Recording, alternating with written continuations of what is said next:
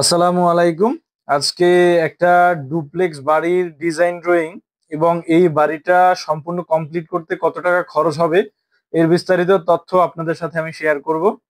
যারা ভাবতেছেন যে এরকম একটা ডুপ্লেক্স বাড়ি করবেন বা একটা দোতলা বাড়ি করবেন প্ল্যানিং করতেছেন, তারা চাইলে এই টাইপের একটা বাড়ি দেখতে পারেন।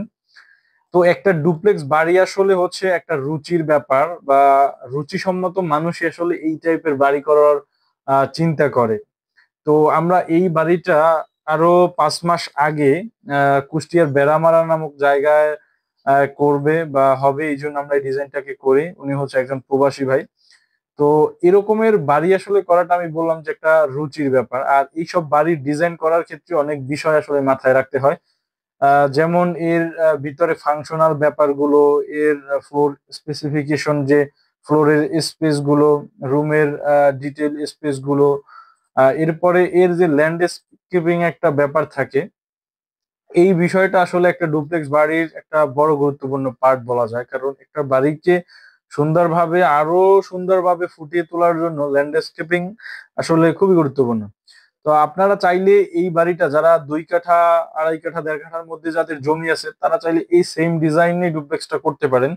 আর যদি বেশি জায়গা থাকে, এরকমের লম্বা জায়গা থাকে, আরো বাড়তি জায়গা থাকে, সেক্ষেত্রে আপনি ল্যান্ডস্কেপিং করে এভাবে আরো সুন্দরভাবে ফুটিয়ে তুলতে পারবেন।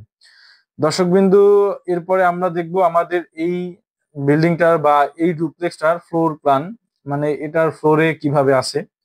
তো আমাদের এটা হচ্ছে নিচতলায়, আমাদের এই জায়গা থেকে হচ্ছে ভিতরে এন্ট্রি এন্ট্রি করার পরে এটা বেশ খোলামেলা ফাঁকা জায়গা থাকবে ডাইনিং ড্রয়িং এর জন্য, যেটা 26 ফিট 6 ইঞ্চি বাই 14 ফিট 4 ইঞ্চি।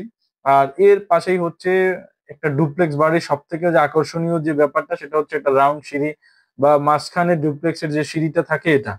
তো এই জায়গায় হচ্ছে সিঁড়ি আছে, আর ফ্রন্ট সাইডে দুই পাশে দুইটা বেডরুম আছে। একটা হচ্ছে, একটার সাথে হচ্ছে অ্যাটাচ টয়লেট এবং একটা বারান্দা অ্যাটাচ আছে, আর একটার সাথে শুধু একটা বারান্দা অ্যাটাচ আছে। এরপরে এই জায়গায় হচ্ছে একটা কমন টয়লেট রাখা হয়েছে।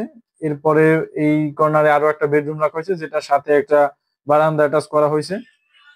এই কর্নারে কিচেন রাখা হয়েছে, কিচেনের সাথে একটা বারান্দা অ্যাটাচ করা হয়েছে।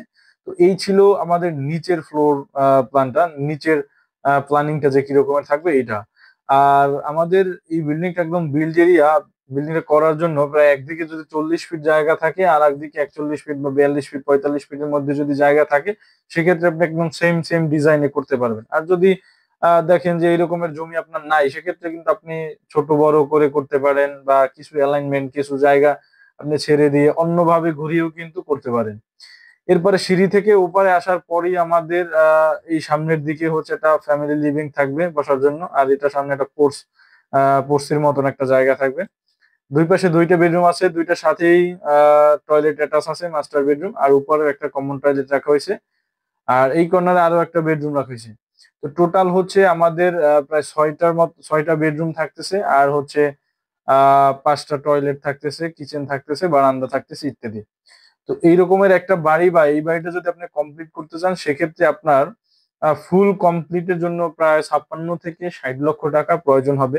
যদি এই টাকাটার কোনো গরমিল হয়, দেখা যায় যে সময়ের ভেদে, স্থান ভেদে কিছুটা তারতম্য হতে পারে, বাট এরকমেরই আহ লাগবে। যেমন 55 থেকে 50 থেকে 60-এর মধ্যে একটা ফিগার থাকলে আপনি এই বাড়িটা কমপ্লিট করতে পারবেন।